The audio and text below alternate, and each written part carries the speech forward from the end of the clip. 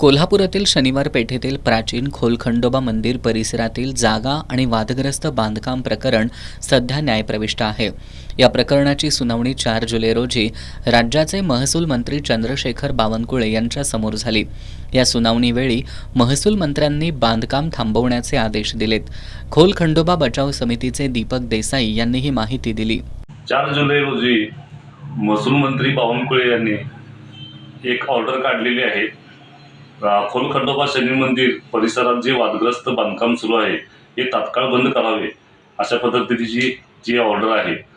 या विषयात धर्मादाय आयुक्त यांनीही एक अहवाल दिलेला आहे की ज्या ठिकाणी हे बांधकाम सुरू आहे त्याचं जे एकीकरण केलेलं आहे ते सुद्धा त्या एकीकरणाला धर्मादाय आयुक्ताची कसली परवानगी घेतलेली नाही असे अहवालात नमूद केलेलं आहे।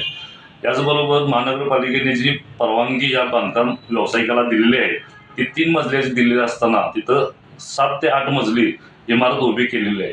या सर्व गोष्टींची चौकशी महानगरपालिकेने करावी आणि लवकरात लवकर याच्यावर कडक कारवाई करावी अशा पद्धतीची मागणी नागरिकांच्यात होत आहे आणि खोलखंडोबा बचाव समितीमार्फत हीच मागणी आम्ही करत आहोत। दरम्यान याबाबत मेघश्याम जगताप यांनी खोलखंडोबा जागेबाबतचा आरोप पूर्णतः चुकीचा असून आता तात्पुरती स्थगिती देण्यात आली आहे। या अगोदर महसूल मंत्र्यांनी आमच्या बाजूने निर्णय दिला असल्याचं सांगितलं। जगताप यांनी फ्लॅट आणि आर्थिक मागणीतून हे षडयंत्र रचण्यात आल्याचा गंभीर आरोप केलाय। खोलखंडोबा जागेबाबतचा जो आरोप करतायत तो पूर्णतः चुकीचा आहे व महसूल मंत्र्यांनी आमच्या बाजूने पूर्ण निर्णय दिलेला आहे, तर त्याला तात्पुरती स्थगिती देण्यात आलेली आहे। स्वतःला हिंदुत्ववादी समजणारे काही तथाकथित कार्यकर्ते ह्या जाणीवपूर्वक त्रास देत आहेत, त्यामध्ये त्यांच्याकडून आर्थिक मागणी पण होत आहे।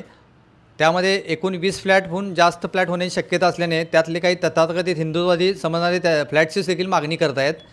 आर्थिक स्वार्थापोटी हे षडयंत्र रचण्यात आलेलं आहे। आम्हाला छत्रपती शाहू महाराजांनी आमच्या पूर्वजांना ही जमीन देऊ केलेली आहे, त्याचे आमच्याकडे सबळ पुरावे आहेत। आमची खाजगी जागाच आम्ही मंदिराला देऊ केलेले असताना देखील आम्हाला हे नाहक त्रास द्यायचा प्रयत्न करतात। ह्या ठिकाणी जे तक्रारदार राजू करंबे आहेत हे तिथे निव्वळ कुळ आहेत आणि त्यांच्या पश्चिमेकडे बाजूला मंदिराची रस्ता जात असल्यामुळे त्यांना ज्यावेळी हे मंदिराचे शिशुभेदन होणार आहे त्यावेळी त्यांना तिथून जावं लागणार आहे। हाच हेतू मनात ठेवून त्यांनी ह्या सगळे षडयंत्र रचलेले आहेत। तोच राग मनात आणलेला त्यांनी आणि त्यांनी परत हिंदुत्ववादी कार्यकर्त्यांना मदत घेऊन खोटी बातमी देण्याचा व केविलवाणी प्रयत्न करण्यात आलेला आहे आणि ह्यानंतर आम्ही 25 तारखेला सुनावणीसाठी सबळ पुरावे घेऊन मंत्रालयात जात आहे। खोलखंडोबा मंदिर परिसरातील या बांधकामाला स्थानिकांचा होत असलेला विरोध, त्यात महसूल मंत्र्यांनी बांधकामाला दिलेली स्थगिती आणि जागा मालक जगताप यांनी केलेले गंभीर आरोप यामुळे या प्रकरणात पुढे काय होणार याची उत्सुकता लागून राहिली आहे।